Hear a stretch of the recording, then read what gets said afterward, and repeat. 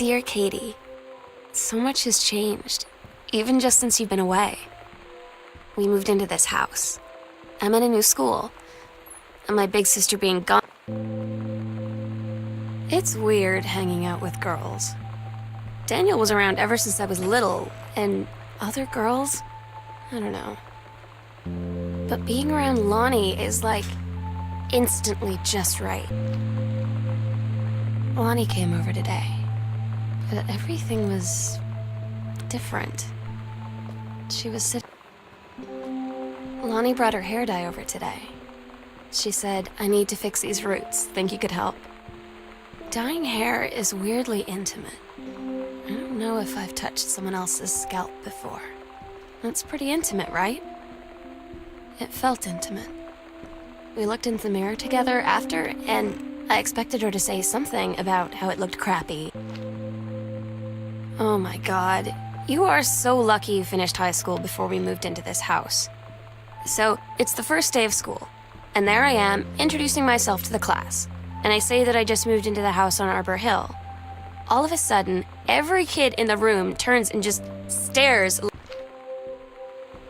At Todd's brother's place after the show, there was only a futon to sleep on, so Lonnie and I shared it.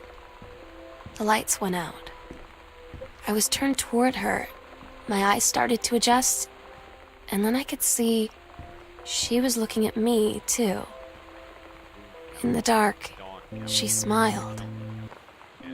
You know that feeling where the first moment you see someone, it's like they have a big gold star around them, and you have to get to know them? Well, there's this girl.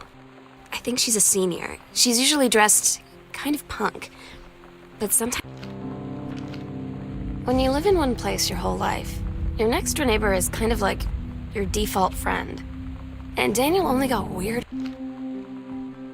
So you know what they say about the best laid plans of mice and men? Yeah, it turns out it applies to Street Fighter too. At least I worked up the courage to walk into the 7-Eleven and ask for a turn, but all that it's different now. I mean, we still hang out all the time like before. But now when no one else is around, I'm so stupid sometimes.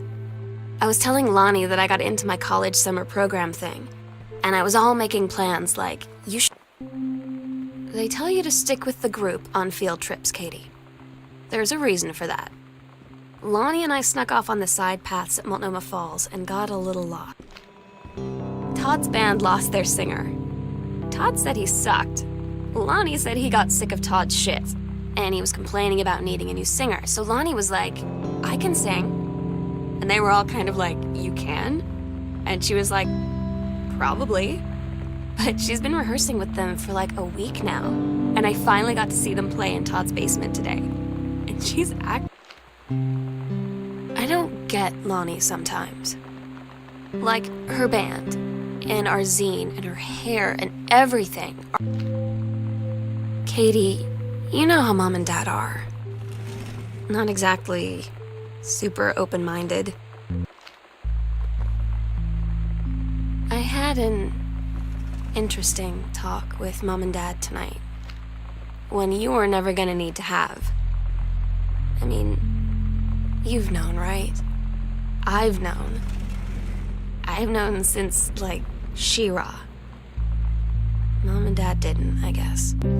Lonnie had her going-away show with her band tonight. She's so incredible on stage. When she was singing, I could practically forget everything. That we only had 48 hours left. That I don't know what comes next. That I can't live without her. Then we agreed our last night together would be our happiest ever, and we'd forget tomorrow was going to come at all. It worked for a while. We had a good time seeing Oscar off, then ran up to the attic to look through our photos, to find one for Lonnie to take with her. And looking at them, Daniel finally came over to get his game. I'd been dreading it. But he brought this story with him that I wrote when we were little. I asked Lonnie what she had to do to get ready to ship out for basic training. She said, Not a lot, really. You're not allowed to bring anything with you. You have no possessions, no contact with the outside world while you're in basic. You just train hard every day, and then you deploy from there. So, they'll just send her away. To who knows where. The other side of the country, the other side of the world. My mind, can't process it. She's really going to be gone. Just gone.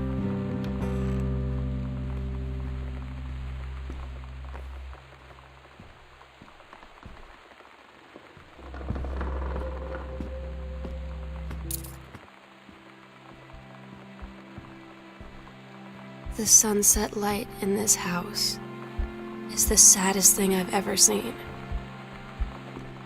I just want to sleep. When I'm in the attic, it almost feels like Lonnie could still be here. She's just downstairs. I'm just waiting to hear. Meow meow. Meow meow. Meow. Meow meow meow meow. Meow meow. Meow meow meow. Meow meow meow meow meow meow meow. Sometimes you just have to lie to Mom and Dad. Like when Lonnie asked me to see a band with her and stay over at her friend's place in the city after. That's a lie to Mom and Dad situation. Oh my God. Katie, I fell asleep in the attic, in Lonnie and my old spot, and I missed the first 2 calls. I just barely caught the third one before the machine got it. And it was Lonnie, on a payphone.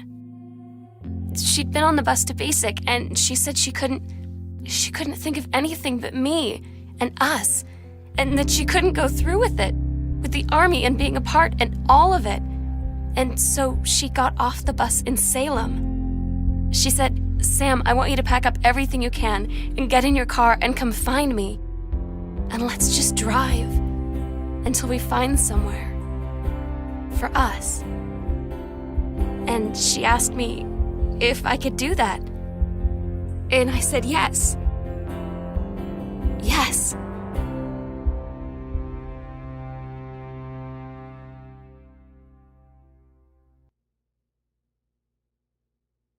Katie, I'm so sorry that I can't be there to see you in person, that I can't tell you all this myself. But I hope as you read this journal,